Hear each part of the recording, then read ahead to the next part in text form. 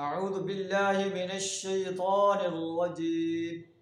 بسم الله الرحمن الرحيم. طاسيم. تلك آيات الكتاب المبين.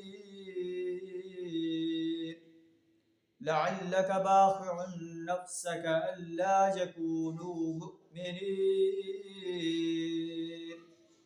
صدق اللہ العظیم. سورہ الشعراء کا ہم مطالعہ کر رہے ہیں.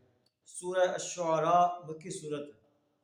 مکی صورتوں میں توحید و رسالت اور آخرت پر بڑے مدلل انداز سے بیان فرمایا گیا. اس صورت کے اندر اللہ تبارک و تعالیٰ نے حضرت موسیٰ علیہ السلام اور فرعون کا واقعہ، حضرت نوح علیہ السلام کا واقعہ، حضرت ابراہیم علیہ السلام کا واقعہ، قوم عاد، قوم سمود کے واقعات، قوم شعیب کے واقعات بیان فرما کر قریش مکہ کو وارننگ دی ہے کہ ان امتوں نے اپنے انبیاء کی دعوت کو ماننے سے انکار کر دیا تھا. اللہ نے انہیں صفحہ ہستی سے مٹا کر رکھ دیا.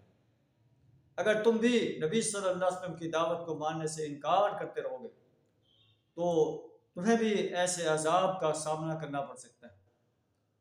نبی صلی اللہ علیہ وسلم اور اہل ایمان کو تسلی دی جا رہی ہے کہ جس طرح ہم نے پہلے انبیاء کو جو ہے ان کی مدد کی ہے، ہماری مدد ان کے شامل حال رہی ہے اور وہ کامیاب و کامران ہیں.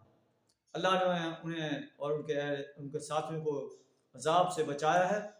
اسی طرح اللہ نبی صلی اللہ علیہ وسلم اور آپ کے ساتھیوں کی بھی مدد کرے گا اور انہیں کفار مکہ کے مقابلے میں کامیاب و کامران فرمائے گا.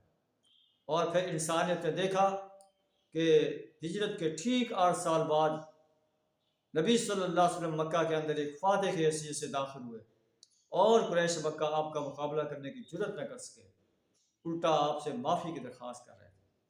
اللہ سے دعا ہے ہمیں اس کتاب انقلاب کو صحیح تلفظ، صحیح ترتیب، صحیح تجوید کے ساتھ سمجھ کر پڑھنے، اس پر عمل کرنے، اس کی دعوت دینے اور قرآن جو نظام دیتا ہے اس نظام کو اس سرزمین پر غالب کرنے کے لیے اور باطل نظاموں کو مٹانے کے لیے اپنا مال، جان، وقت اور صلاحیت کھپا دینے کی جرأت عطا فرمائے. وآخر دعوانا الحمد للہ رب العالمین.